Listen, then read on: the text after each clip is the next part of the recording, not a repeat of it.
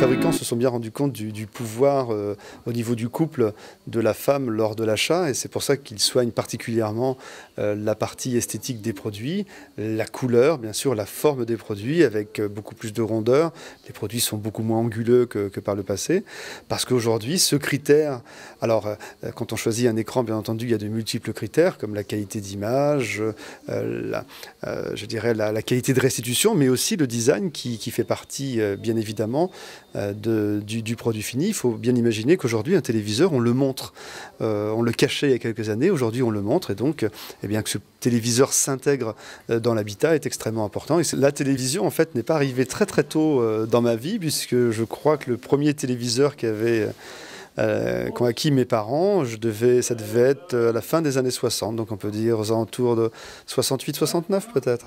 Il était en noir et blanc le premier, absolument, et le réglage des chaînes n'avait même pas de mémoire, c'est-à-dire que pour passer de la première à la deuxième chaîne, puisqu'il n'y avait à l'époque que 2 chaînes, qui diffusaient d'ailleurs uniquement l'après-midi ou le soir, il n'y avait absolument aucune émission le matin, eh bien il fallait régler une molette pour pouvoir accéder aux chaînes, il n'y avait pas de présélection en fait. Non, pas à cette époque, c'est un peu plus tard, en fait, lorsque je me suis intéressé à l'électronique en général, où là j'ai commencé à voir effectivement qu'il y avait plusieurs possibilités, plusieurs moyens pour faire des prises de vue de qualité, pour restituer cette image de qualité. Je me suis intéressé à l'électronique, et puis de fil en aiguille, bien sûr, j'ai suivi l'évolution pendant 30 ans de toutes ces technologies de prise de vue et d'affichage qui n'ont fait qu'évoluer pour arriver à ce qu'on connaît aujourd'hui. C'est toujours, en fait, il y a des phases. On a connu, effectivement, il y avait la télévision en noir et blanc, puis ensuite il y a eu la télévision en couleur qui a été un énorme choc quand même. L'arrivée de la couleur, c'était une véritable révolution. Ça n'a pas concerné d'ailleurs beaucoup de foyers au lancement. Et ensuite, on a attendu très longtemps avant d'avoir un véritable changement technologique, puisque entre-temps, il y a eu ensuite, mais près de 20 ans plus tard, l'arrivée du 16/9, mais qui n'a pas pris, puisque les émissions n'étaient pas en 16/9.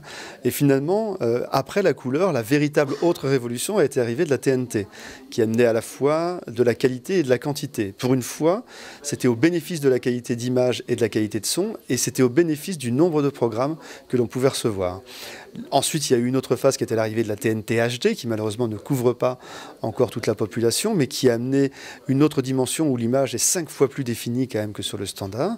Et puis on sait déjà quelle est la prochaine révolution. La prochaine révolution, c'est l'environnement 3D, puisque les plus gros fabricants ont d'ores et déjà annoncé que sur 2010, ils auraient chacun au moins un téléviseur capable de faire un affichage en 3D avec des lunettes, puisqu'on passera automatiquement par cette phase de lunettes. Et là, c'est un autre monde, puisque si on a la chance de visualiser des images vidéo en 3D, on a vraiment l'impression d'être totalement immergé dans l'image.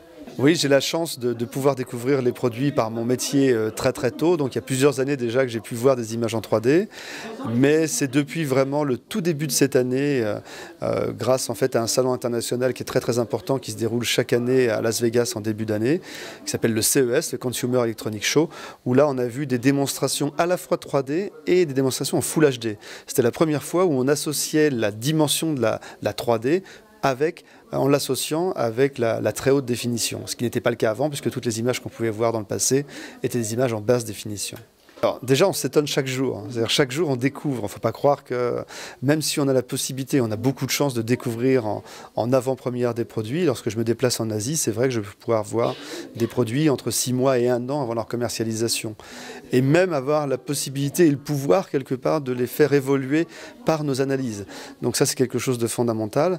Absolument. On échange beaucoup, et j'ai la chance de rencontrer les concepteurs des produits, c'est-à-dire les ingénieurs qui imaginent les fonctionnalités, les résultats que doivent donner un produit, et nous arrivons en fait par nos tests en expliquant que peut-être le produit qu'ils avaient imaginé comme parfait n'est peut-être pas parfait dans un ou plusieurs domaines, à faire évoluer ces produits de façon à ce qu'ils correspondent peut-être un peu plus largement à une demande de consommateurs. Notre métier n'est pas de concevoir des produits, mais de les analyser. Les seuls produits que nous pouvons concevoir, ce sont des appareils de mesure. Où là, si l'appareil de mesure n'existe pas, nous allons essayer de l'inventer, mais par contre sur un produit fini, un produit d'usage, non, nous n'avons pas cette envie et cette idée de créer des produits. Alors quand on a la chance de voir un produit 6 mois ou 1 an avant sa commercialisation, il s'agit d'un prototype. Donc ça veut dire que ni la coque, ni ses fonctionnalités ne sont définitives. Et en fait, c'est là où on va échanger des informations formation, on va tester ces prototypes de façon à les faire évoluer pour obtenir des résultats les plus efficaces. Je ne sais pas s'il va y avoir un surpouvoir en fait, de la population féminine sur ces données. Ce qui est sûr, c'est qu'aujourd'hui, pour que des industriels énormes fassent confiance en fait, à des équipes managées par des femmes, c'est que très certainement, ils ont dû s'y retrouver dans la créativité, en tout cas je pense, puisque je pense particulièrement à des marques qui font preuve aujourd'hui beaucoup de créativité, où les équipes sont managées par des femmes. Alors moi je n'ai pas l'historique puisqu'en fait j'ai rejoint la Fnac il y a seulement 2 ans et demi et je pense que les choses ont bien entendu évolué. La Fnac a su évoluer aussi par rapport à l'évolution du marché et des technologies.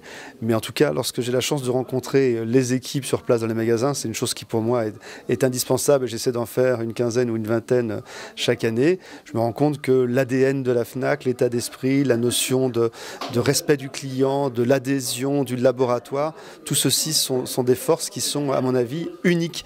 Bien sûr, d'autant plus que ce poste est unique, comme on le disait, ce laboratoire est unique et c'est un formidable honneur que l'on m'ait confié la direction de ce laboratoire.